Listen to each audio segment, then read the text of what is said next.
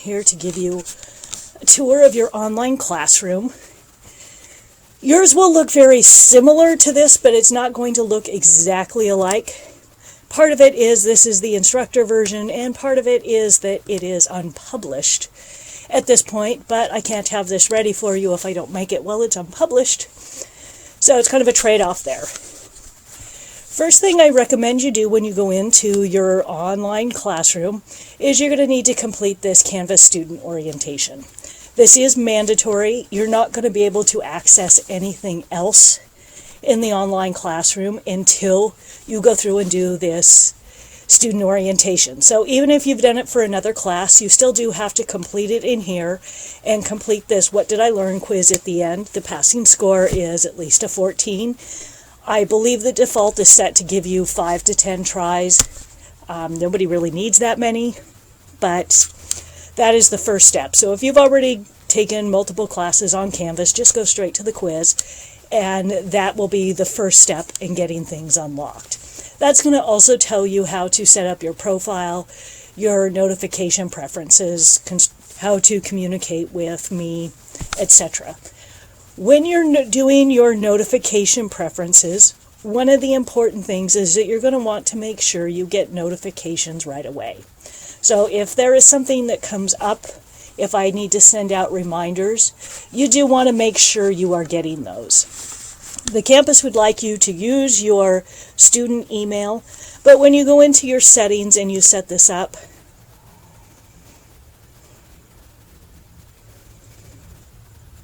and it's been a while since I've had to do this for myself, but when you set your preferences in your online classroom for yourself, it will let you put in, it's actually in your main settings that you would do that under your account. It will let you put in multiple email addresses. So when you go in here under settings or profile and notifications, part of what it's going to have you set up, it will let you put in multiple email addresses. So you can still get things to the campus email that the school would like you to do, but you can also send it to whatever other emails you would like. You can have it sent as a text message if you would prefer that, or all of the above.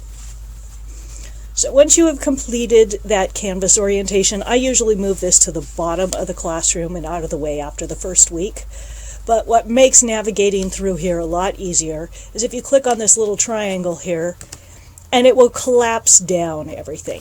So I keep mine all collapsed when I come into my online classroom, just because it does make it a lot easier. I open up what I need at the time. The next thing is going to be this start here that is mandatory. Again, this does have a lot of the other things in the classroom locked, so you really do need to complete this. In this Getting Started README, this is going to be some instructions on getting through the class. It gives you some reminders of what I'm going to go over right now. It also tells you how to reach me by email. Yes, on the syllabus it does give you the wendy.nofke@cptc.edu, but I also do have another email set up here, this wendysbio118@yahoo.com, and a number here for text messages, that those are going to go directly to my phone so that I can answer your questions more quickly that way. Anything that you send an email directly through Canvas will also go to my phone so that I can get to those right away as well. The big thing with my online students is I want you to know that it is absolutely okay to email me with questions. If you do not know what's going on in the classroom, that's going to hold you back. And sometimes people feel like they need to email another student first to ask the question. You may not get the correct information back, so I would rather you just email me directly so I can make sure that you've got the correct information for going through and doing things from the start. Underneath here is your syllabus. So to download a copy of this, if you click up here, this will allow you to download it and save a copy to your computer. Depending on which operating system you are using, sometimes it will give you a preview of the document. Right now, the computer that I'm making this on is pretty old, and it has a very old version of Windows on here, which a lot of those things aren't going to pop up for me, but that's fine. I'm okay with that. So in here, you can just click on this, and it will allow you to save it to your computer.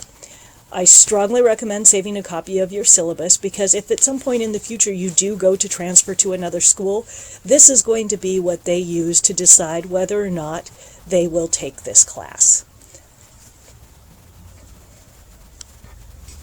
So when you are done with things on here, the easiest thing is just always take you back to the starting page. The home page and the modules are going to be the same in this class.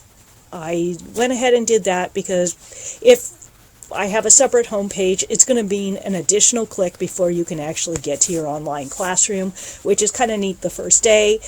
After the first day, it's one more click you have to make every time you access the classroom, which is kind of annoying for people. So you want to make sure you take a few minutes, go through and read the syllabus. Make sure you note the policy about no makeups on the labs. We only have 2 days that we meet for the labs in this class, and so if you're not there, you're going to be missing half of the quarter's worth of labs in each of those days.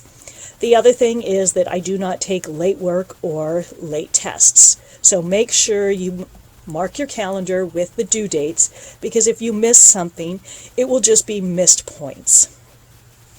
Your points distribution for this class. Some people like to have a checklist of what they are doing, how many points. If that's you, here is your document. You can check off as you are going through, keep track of your points, which will also be in the grade book. So I do tend to grade this class on a curve. It's a modified curve, which means I am going to look at where the highest scores are for the students at the end of the quarter and adjust 100% accordingly. The curve will only help you. It will not hurt your grade. So if nobody actually got 100% of the points, what it will do is it will shift where 100% is to where somebody actually did achieve 100% in the class. Here are a few study tips that are helpful to you. It is an outside link. When you come up to an outside link, sometimes they will open in the window. On this computer, they do not open in a window, so you'll have to click on the link up here.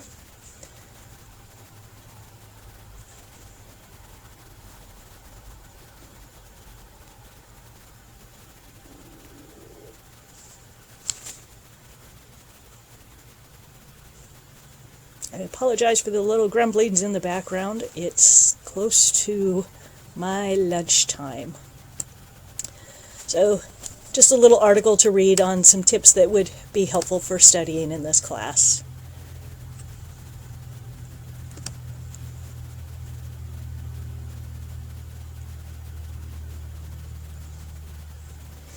Next, here's a place for you to introduce yourself to the class.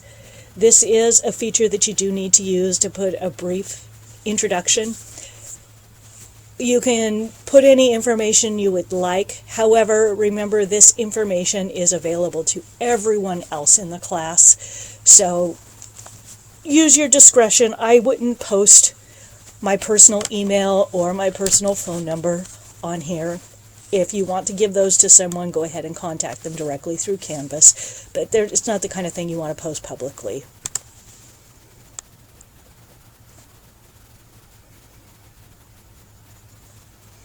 And then this last document down here, a lot of people like to be able to actually write things as they are going through. They find it helpful to remember. This is a lecture outline that you can use to write things down as you go.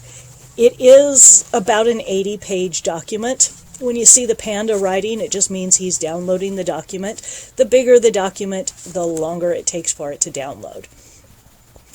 So this, when it prints out, is big enough that you can actually fill in the notes as you go along and write it down to make it more like being in a traditional classroom if you would prefer.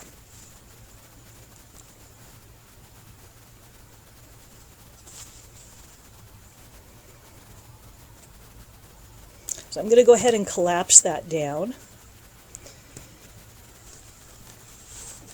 So this first box here is going to be all of your graded assignments for the quarter. So all of them are up along with their due dates, so that you can start any of these early and you can turn in any of them early. There's some brief directions here. Anytime I put directions on things, they are to help you, so please make sure that you do look at them. With your assignments on here, you're going to want to make sure you're submitting them on Canvas. The due date is on here, and it always is going to close at 11:59 p.m. on the due date.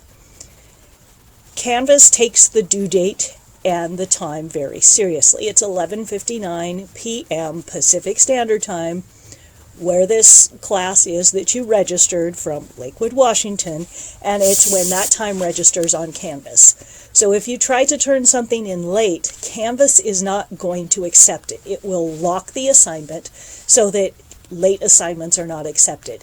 It does take a little while to upload files, so I do not recommend waiting until the last possible minute to submit things. They're all available to you from the beginning, so there's no reason to have to wait till the last minute. Some of these assignments are meant to take a couple of days to do, so again, waiting till the last possible minute on the due date to do things is not going to be very helpful to you. So your first assignment, this Mutagens assignment, when you go in and do this, it's got some instructions here, and it's going to tell you the questions that you will need to be able to answer and how many points they're worth. This way you can go and you can look up these questions ahead of time before actually submitting them online.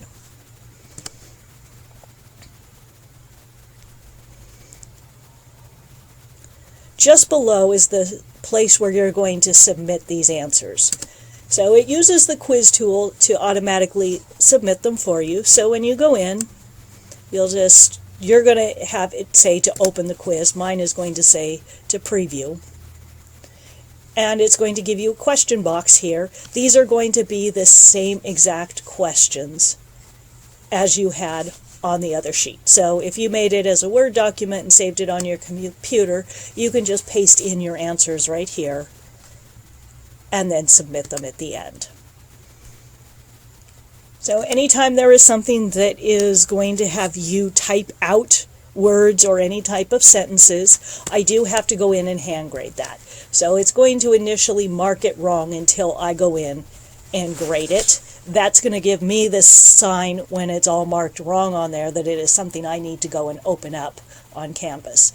So I do try to get to them fairly quickly, but sometimes if I have multiple things turned in multiple classes at once, it does take a little while to get to them. I always have them all done by the end of the quarter.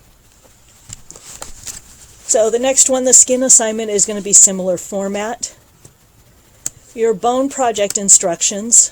With this assignment, there are 5 pictures that you're going to want to print out in advance. These pictures are going to be what you will actually label by hand, and you're going to use those to answer the questions.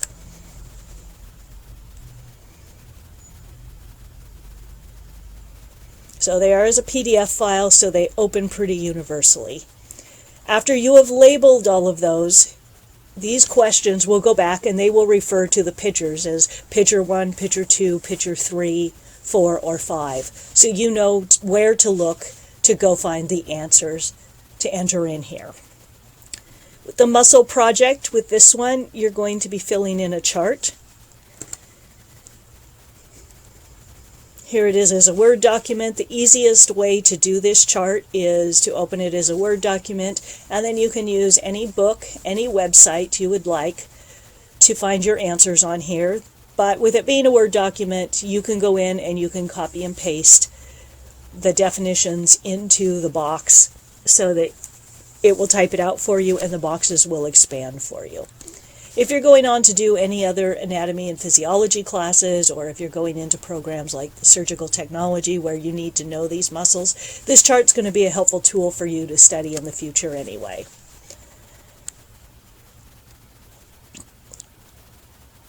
So after you have completed that, there is a little quiz that will ask you questions on the muscles specifically off of that table that you formed. So for any of these assignments here, 1 through 4 that we've looked at, You can use any source you would like. You may use your textbook, but you can also use the internet to find answers to these. It's probably quicker to actually use the internet in a lot of cases to do these. Your next project is a research project. You're not actually writing a research paper, but you are going to be finding different research sources and turning them in. First one you'll do is 3 peer-reviewed medical journal articles. These we're aiming for within the last 6 months. You're going to choose a cancer of your choice. These are the most common ones and the easiest ones to find research on, but you can choose others if you would like. 3 peer-reviewed medical journal articles. So for this, you can use ProQuest or EBSCO. There is a subscription to this through the school that the library will have the password. So if you go in and contact the library, they have brochures there in person, or you can also email the librarians and they will give you the passwords to be able to use ProQuest or EBSCO. That way you can access the articles without having to pay for them. When you're doing these, you want to avoid news sources. If it says News RX at the beginning of the article, it's going to be a news source. You want them to actually be the medical journals that are written by experts. You also want to avoid any articles that are anonymous or are letters to the editor. You're looking for the actual research.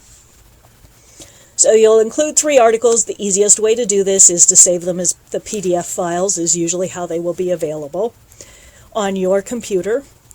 Then in a separate document, you'll do a brief summary in your own words. It only needs to be a few sentences, but it needs to be your own words, not the abstract.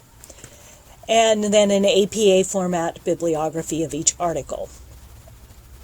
The next part of the assignment is finding 2 websites that are geared towards healthcare professionals that have reliable information.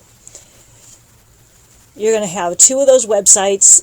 Easiest way to give me a sample of it is either to copy and paste some of the screen or do a screenshot and paste that into this document that you've started with the bibliographies. You'll do an APA bibliographic citation for each website. And then what was your criteria that you used in here to determine that the website was accurate? So what was going through your head that you believe that information and why you believe it's geared towards a healthcare professional? If the article says what to do if you have cancer or what is cancer, it is probably not geared towards a healthcare professional. If your healthcare professional is having to look up what is cancer, you're probably in a lot more trouble than just the cancer alone. So 2 websites. The third one is to go to PubMed Medline. The easiest way to do this, go on to Google, type in PubMed Medline in the search,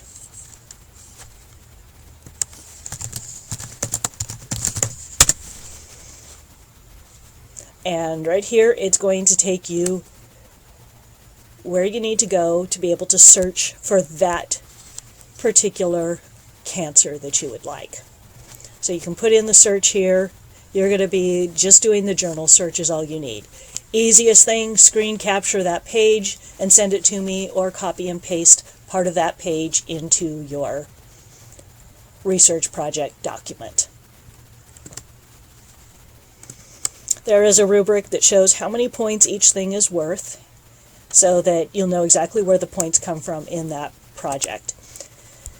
So you'll note you're not writing any actual research paper there. Respiratory project and gastrointestinal project. These 2, again, you're going to go in. It's going to provide the directions from the get-go here. It will tell you exactly what the questions are that you're going to be answering.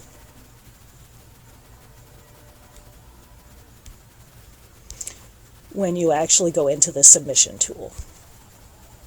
So these will be the same exact questions. I apologize, or they are a little bit small to read on here, but you can always enlarge the font on your own screen. So that is all of your graded assignments for the quarter. So your labs, we have 2 lab meetings.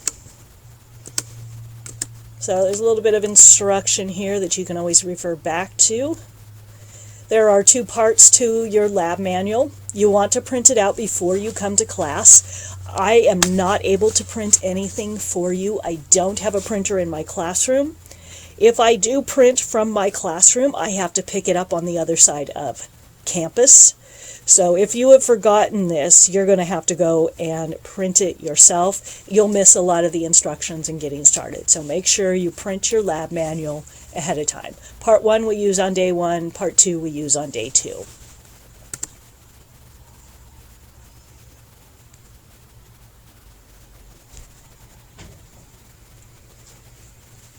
So as we go through and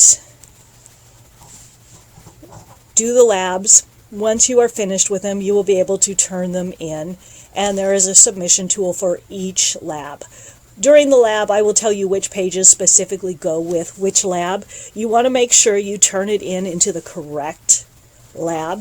If you turn it in into the wrong thing, this is tied directly to the grade book. Your points won't get posted for the correct assignment. The tissues lab is one that you can do at home ahead of time. Here is a PDF file that's going to have pictures of the tissues that you'll use. And I ended up switching to this rather than using the microscope because most people felt they didn't really understand what they were looking at underneath the microscope.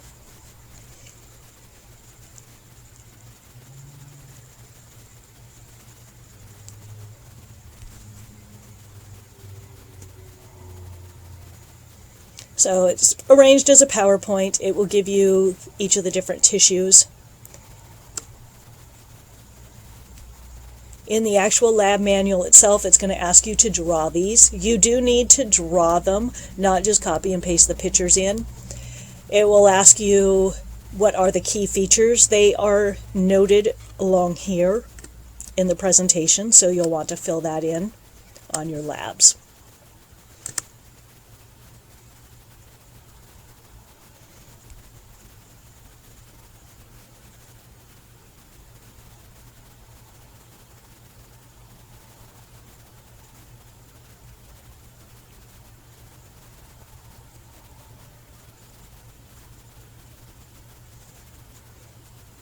So when you go into your lab manual for Part 1,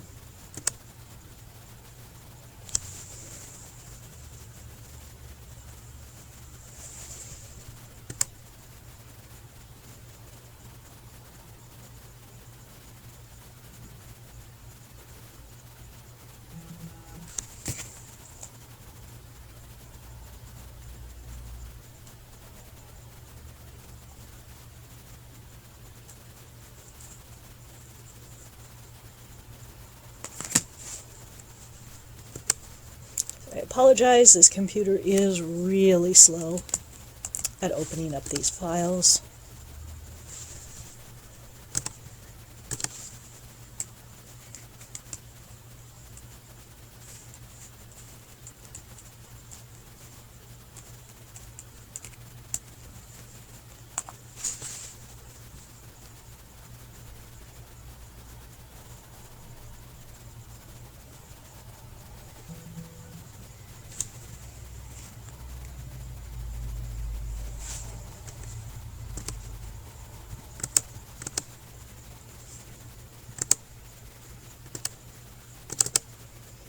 So you're just seeing how on this type of computer in particular, it will download the files and then you're able to have them saved to your computer.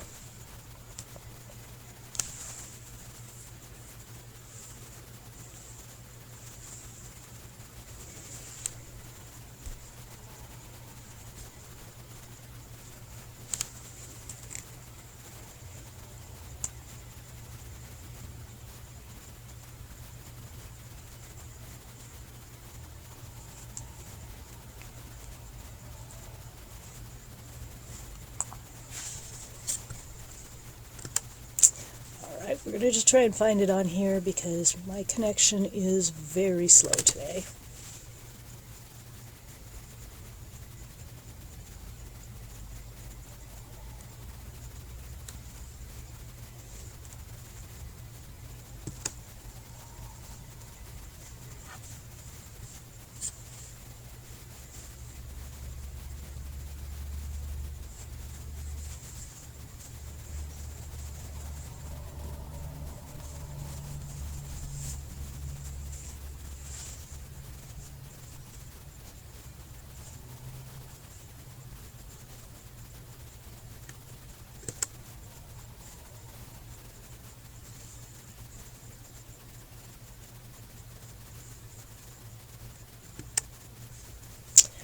Alright, here is the lab manual. Here is the pages you will use for the tissues lab. So under magnification, this is where you're going to draw the lab picture that you've got from that PDF file. Right here is where you're going to write the notes and key features. Well.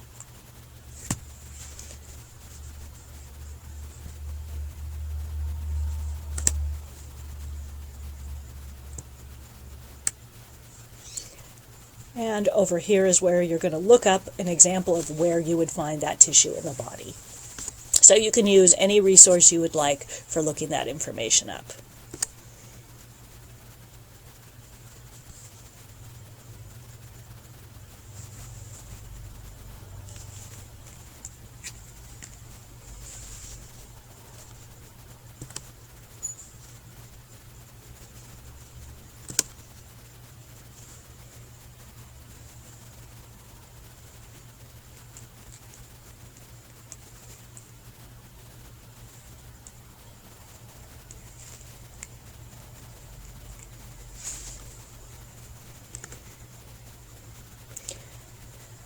So here it has the dates that you'll submit the labs. It gives you a few days after we actually do the labs in class to get to a scanner if you need to. You can submit them as PDF files or as JPEG files. You can use a scanner app on your phone if you don't have access to a scanner, or they can scan them for you in the library for free and send them to your email. So here's where they all are to be able to submit those. Here is where you will find all of your tests, along with the dates that all of the tests are scheduled. So tests will close at 11:59 p.m. There is a practice test here that's going to help you make sure you get all of the settings right on your computer for taking the test. You're going to want to go in and do this practice test and make sure everything is working correctly on your computer well ahead of time before you actually have the test. If something isn't working properly, most of the time distance learning can help you get that figured out. You're going to have to download a special browser called Respiratory that will capture everything that's going on in your screen, and it's going to lock down your computer so that you can't access the internet or anything else. Your tests are open note, but you cannot use the internet, you can't use a phone, you can't use other people. So you can use your notes, you can use your book, you just can't use any other electronic sources. The other thing Respiratory is going to do is it's going to integrate in with your webcam, and it is going to video you taking the test. So it is going to be stored for me to be able to view and see what you are doing. It sounds complicated, but it's really not that difficult. But you're going to want to make sure you go through and do this practice ahead of time so that you can make sure it's going to work properly when you take the test. I do go to bed fairly early at night, and you have until 11:59 p.m. to take the test. So if you wait till 11 o'clock and you have problems, I am not going to be able to help you. Distance learning is on campus during business hours to help you. So make sure you do this in advance. Do not save it for test day. I can't emphasize that enough. It will save you a lot of hassle if you go in and take care of that ahead of time. So each of your tests, over here it says which 2 units the test is on. Some of them are on 3 units when they're shorter. So test 1 is on unit 1 and 2, test 2, unit 3 and 4, lab midterm, that's going to be over labs from the first half, test 3, unit 5 and 6, test 4, unit 7, 8, and 9, and so on. Where you're going to find those units, I'm just going to collapse this down here, is all down in here. So if you don't collapse things down, you do have to scroll quite a ways to do this. I do like to have all of the course material available to you as early on in the quarter as possible, because I know some people like to print the materials out and may need to travel somewhere to use a printer. So rather than releasing it every week for you to have to go do that, if you would like to print all at once, I want to make sure that the information is available to you early on. A lot of times I will just make a couple of them available at the very beginning of the quarter so it's not so overwhelming to look at. So when you go in, it's going to give you a section that says Getting Started that's going to explain what is in each of these units. So there is lectures, reading, there's lots of websites to use. If you like to use a paper book, then by all means you can buy a paper textbook as a reference tool. Not everybody learns well by reading. So in that case, I do have a lot of online resources that you can use.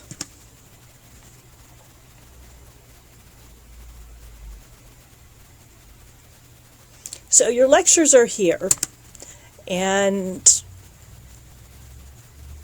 for Unit 1, it's broken down into 7 videos. I tried to keep the videos, or 8 videos, under about 10 minutes apiece, because if you only have a few minutes to sit and learn something, they're kind of in logical clumps of information. So rather than trying to go through and do all of them at once, I would try and do just 1 or 2 a day so that you can let the information sink in. They are YouTube videos that I've recorded. They're on YouTube because I found that was the most universal player that people could access from just about anywhere. So they should be able to be accessed from a cell phone, from just about any computer, from a tablet. You do have to take your test from a regular computer, though.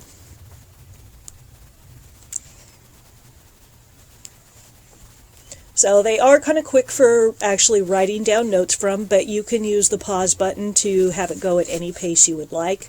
If you would prefer to print out all of the files, they're available as PDF files here,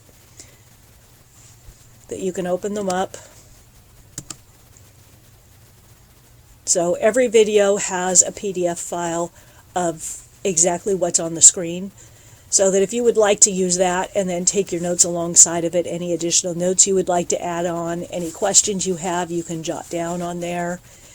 Anything that you look at for the book, for reinforcement, you can jot down on these notes, and then you can have these with you for the test.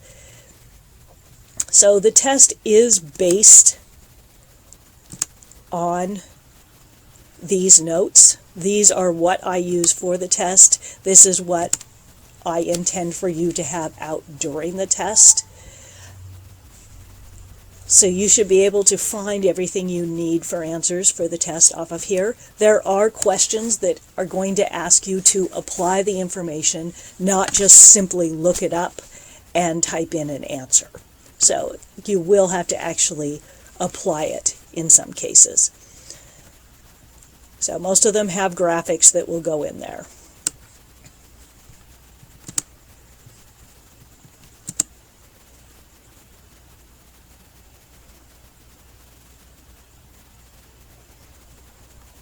So your reading, if you are using a paper textbook, there is a document here that says which chapters correspond to the book. We've used a couple different books. Any anatomy and physiology book that is adequate in detail should work. It isn't that if we use one book, we've got one set of body parts and we have a different set of body parts in another book. You can look in the index for things, or also at the beginning at the different chapters, and see which chapters correspond to what we are covering in this book. So this is for a couple different books here for the corresponding reading. If you are choosing not to purchase a textbook, there is some open source reading here that will have links that will go out to other websites. So you will need to click on the link to actually have it take you out to the external website.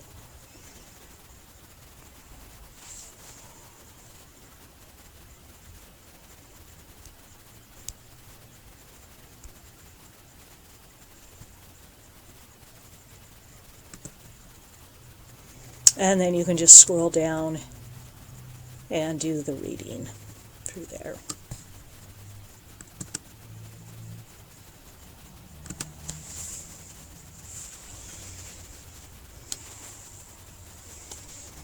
Occasionally there were some of the units that I couldn't really find any good reading for, but in those cases there are lots of websites.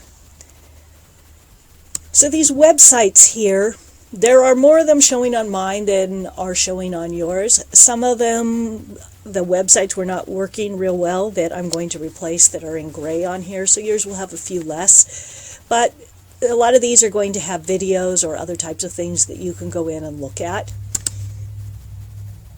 You can think of this as being your resource library.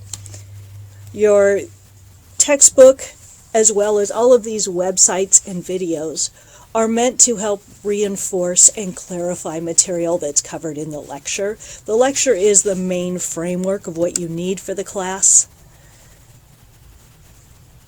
So again, you would just click on here to go to the outside website that will give you the animations. I am not going to wait for this computer to do that. It's extremely slow going back and forth.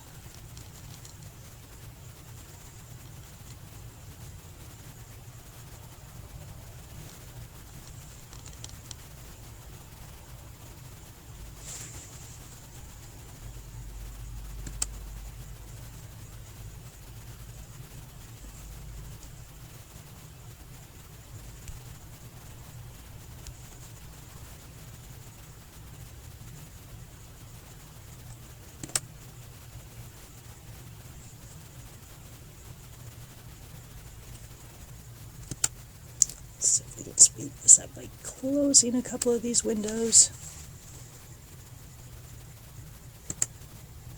So here it's starting to take you to the animation.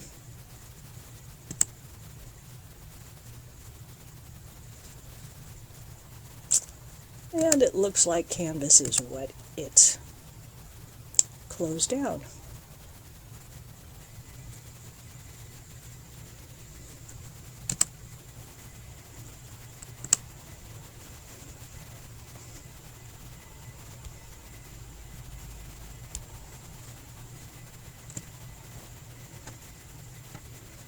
So there's several websites on here. These tend to be more just reading type websites. The worksheets and virtual activities, these are a little bit more interactive. So some work better for one learning style or the other. These are some practice quizzes. I did not make the practice quizzes. They are from other websites, but a lot of times anything that is a way to help you test yourself about what you are comprehending and what you're not comprehending can be a useful tool. And then optional discussions. Some people like to use discussion forums in class. Some people do not. These are optional. If it seems like it's interesting to you to participate in the discussion, you're welcome to do so. They are not graded. So I don't want people to put in content that, I don't want you to feel like you have to put in, oh wow, that was an interesting comment as a reply to someone, just to get points. It's to help enhance your learning if you want to use the tool. If you don't want to use the tool, you don't have to.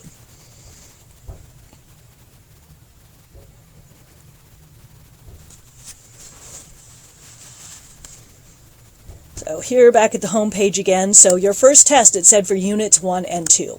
So Unit 1 and 2 is not just Chapter 1 and 2. Test 1 is not just Chapter 1. It is these units here on Canvas. That's a mistake a lot of people make. So when you get to the reading on here, you're going to actually end up all the way up at chapters 4 and 5. So if you've just done chapter 1, you will be missing information.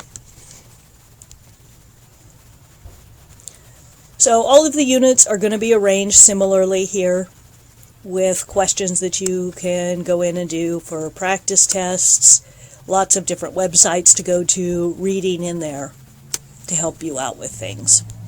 So anything that you do take notes on, I would recommend putting it either on that initial outline or on those PDF files that you print out from the course so that you can have that material with you for taking the test.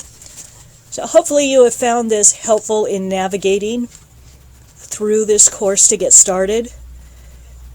Down here, a couple extra things, external links and resources, more website links. I found a little too much stuff for the class and found it was overwhelming people. So if you're just curious about some extra links that you don't necessarily need, I didn't want to delete them. They're there if you'd like them. Accessibility, student services, file for all of their information down here. and the course evaluation for at the end. It doesn't open up until the end of the course, so don't worry about it until then. So again, if you have questions, please don't hesitate to call or email. I don't actually have a phone on campus, so the best way to reach me is through email or by text message. Either way, if you send me the email or text message, it is really helpful if you let me know your name and which course you are in. I do have multiple different biology courses every quarter, so if I just get a message saying, this is so-and-so from your biology class, or I'm in your biology class, what's this? It just means we're going to have to communicate a couple more steps before you actually get the answers. So those numbers and the email are available to you here on Canvas. I don't really want to put it in a YouTube video that's going to be published online. So I look forward to meeting you in the lab. Thank you.